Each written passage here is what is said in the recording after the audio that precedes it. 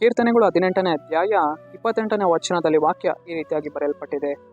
ನೀನೇ ನನ್ನ ದೀಪವನ್ನು ಹೊತ್ತಿಸುವವನಲ್ಲವೇ, ನನ್ನ ದೇವರಾದ ಯೆಹೋವನು ನನಗೆ ಬೆಳಕನ್ನು ಕೊಟ್ಟು ಕತ್ತಲನ್ನು ಪರಿಹರಿಸುವವನು ಎಂದು ವಚನ ಬರೆಯಲ್ಪಟ್ಟಿದೆ.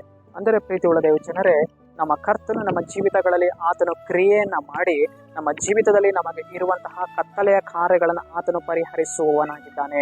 ಆತನೇ ನಮ್ಮ ದೀಪಗಳನ್ನು ಅಭಿವೃದ್ಧಿಪಡಿಸುವವನು, ಆತನೇ ನನ್ನ ದೀಪವನ್ನು ಹೊತ್ತಿಸುವವನು, ನಮ್ಮ ಜೀವಿತದ ಕತ್ತಲನ್ನು ಪರಿಹರಿಸುವವನು ನಮ್ಮ ದೇವರಾಗಿದ್ದಾರೆ. ನಾವು ಪ್ರಾರ್ಥಿಸಬೇಕು, ದೇವರೇ ನನ್ನ ಜೀವಿತದಲ್ಲಿರುವಂತಹ ಕತ್ತಲೆಯ ಕಾರ್ಯಗಳನ್ನು ನೀನು ತೆಗೆದಾಕು.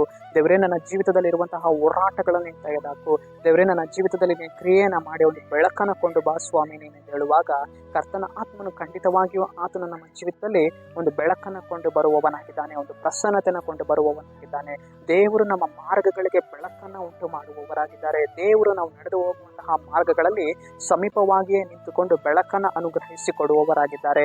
ಆದುದರಿಂದ ಕರ್ತನಿಗೆ ಸ್ತೋತ್ರವನ್ನು ಮಾಡಬೇಕು. ದೇವರು ನಮ್ಮ ದೀಪಗಳನ್ನು ಅಭಿವೃದ್ಧಿಪಡಿಸುವವರು ಆತನಾಗಿದ್ದಾರೆ. ಸರಿ, ನಾವು ಪ್ರಾರ್ಥಿಸಿಕೊಳ್ಳೋಣ. ಅಪ್ಪ ಕರ್ತನೆ, ನಿನಗೆ ಸ್ತೋತ್ರ ಸ್ವಾಮಿ. ಮುಂಜಾನೆ ವೇಳೆಯಲ್ಲಿ ಕರ್ತನೆ, ಈ ವಾಕ್ಯ ಭಾಗ ಸಂದೇಶವನ್ನು ನೋಡ್ತಾ ಇರುವಂತಹ ಜನರನ್ನು ಸಂಧಿಸು ಕರ್ತನೆ. ನಿನ್ನ ಜನರ ಜೀವಿತದಲ್ಲಿ ಸ್ವಾಮಿ ನಿನ್ನ ಕ್ರಿಯೆಯನ್ನು ಮಾಡಿ ನಿನ್ನ ಜನರಿಗೆ ಒಂದು ಬೆಳಕನ್ನು ಕೊಡುವುದಕ್ಕಾಗಿ ಸ್ತೋತ್ರ ಕರ್ತನೆ. ದೀಪವನ್ನು ಅಭಿವೃದ್ಧಿಪಡಿಸುವುದಕ್ಕಾಗಿ ಸ್ತೋತ್ರ ಕರ್ತನೆ. ನಜರೇತಿನ ಯೇಸುವಿನ ನಾಮದಲ್ಲಿ ತಂದೆಯೇ, ಆಮೆನ್.